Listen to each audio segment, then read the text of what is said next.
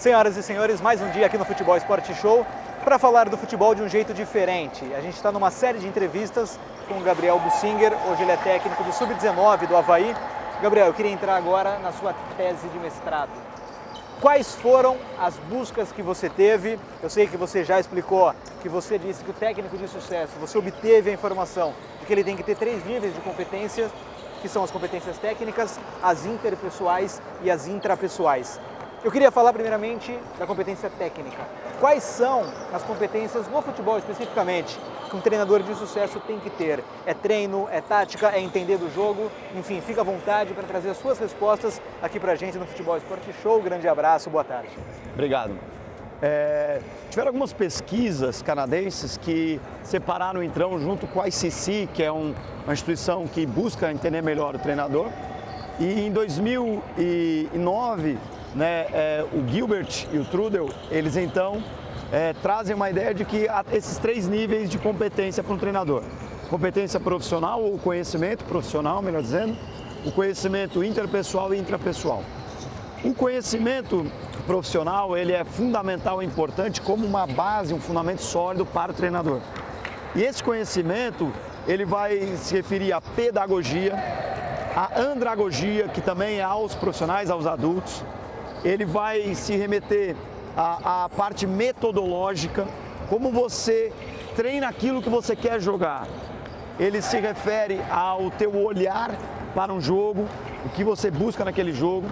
Ele vai te dar o conhecimento tático, o conhecimento estratégico, o conhecimento técnico para algumas correções. Enfim, então, o conhecimento profissional, ele vai englobar toda essa parte que diz respeito à parte técnica do jogador e ação do treinador para o jogador. É claro que também entendemos dentro do conhecimento profissional avanços tecnológicos, como manusear um computador, como manusear softwares, como utilizar para que você tenha uma linguagem mais fácil, por exemplo, hoje com alguns softwares para o seu atleta, passar correções de jogo, enfim. Então o conhecimento profissional engloba toda essa ação do treinador. Gabriel, e essa busca se dá de que maneira? Como que o treinador melhora essas competências profissionais e técnicas? É com curso, é com olhar, assistindo muito o jogo, e aí eu já te coloco a diferença. E aí, o cara que foi jogador e o cara que não foi jogador, tem uma diferença na busca por esse conhecimento? Sim. Há uma escola canadense e uma escola que procura estudar bastante a aprendizagem, formação e desenvolvimento do treinador. E junto com Erickson, Gilbert, Trudel, Coté e outros mais que buscam esse conhecimento, você tem 3, eles caracterizam como 3 formas de aprender.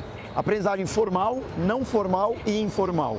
Aprendizagem formal são cursos como graduações de federações, cursos de confederações para desenvolver. Então, a aprendizagem formal, ela é sobre um ambiente que eles chamam de mediado. Há um mediador mediando aquele conhecimento. Então, essa é a aprendizagem formal. A aprendizagem não formal são cursos como workshops, cursos rápidos de 1 dia, 2 dias, que se faz. Ainda são em ambientes mediados, onde há um mediador. Porém, você já começa também a ter muitas vezes painéis de debates, mesas de debates, onde não há uma certa mediação, mas você está numa aprendizagem não formal. E o terceiro tipo de aprendizagem é a aprendizagem informal, que é quando a gente aprende conversando com os pares, quando nós aprendemos observando os pares trabalhando, né? Você aprende no YouTube, você aprende assistindo, lendo. Então, essa aprendizagem informal, ela é sobre um ambiente onde esses autores caracterizam como não mediado. Você está mediando a tua própria aprendizagem. E o interessante é que essas pesquisas também mostram de que um treinador, no início da sua carreira, ele utiliza mais a aprendizagem formal. Por quê? Porque ele não tem a experiência. Então, ele precisa de alguém para mediar e ele precisa, nesse início de carreira, uma aprendizagem formal para ter início e acesso ao que a literatura, ao que cursos trazem para ele.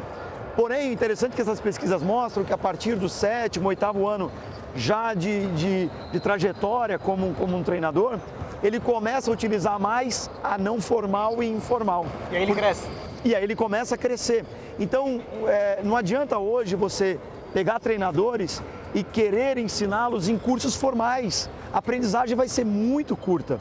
É muito mais fácil hoje, em grandes cursos, você colocar treinadores que já detêm o conhecimento para que eles interajam entre si sobre uma complexidade de aprendizagem maior, na qual essa interação e aprendizagem informal vai ser muito mais rica. Para a gente terminar, Gabriel, que estágio hoje que está o futebol brasileiro nesse aspecto? A gente tem agora o curso da CBF, muitos falam que é caro e eu não vou entrar nessa seara. Como que a gente está hoje? Os técnicos buscam aqui no Brasil esse aprendizado, eles falam entre eles, porque tem muito ego, a gente sabe, nessa função. Para a gente arrematar o assunto, qual o ponto que você vê o futebol brasileiro hoje nesse estágio? Eu vejo que o treinador quer desenvolver, eu vejo que o ex-atleta hoje reconhece a importância de se capacitar e eu vejo também que aquele que é acadêmico, como nós dizemos, também já reconhece a importância de pegar muita bagagem e experiência do atleta. Então, eu acho que esse assunto já foi vencido. Só que nós temos, na minha opinião, um problema nos nossos cursos. Eles trabalham só a competência profissional. Ele precisa trabalhar situações complexas. O que são situações complexas? Por exemplo, quando os dois jogadores brigam, quando uma imprensa vaza alguma notícia, quando atrasa salários, quando você tem problemas complexos, como se negocia salário. Então os cursos hoje, ao invés de trabalharem 80% do seu conteúdo profissional e técnico, eles têm que também, principalmente quando eles têm uma plateia, alunos que são mais experientes, trabalhar muito mais as situações complexas, aonde tem que ter mais relação entre os pares, onde tem mais debate, onde tem mais conversa, onde conteúdos, tem que promover mais essa complexidade. A aprendizagem informal nos cursos é pouca. Ainda se leva muito tempo com conteúdo dirigido. Eu acho que tem que ter o conhecimento profissional.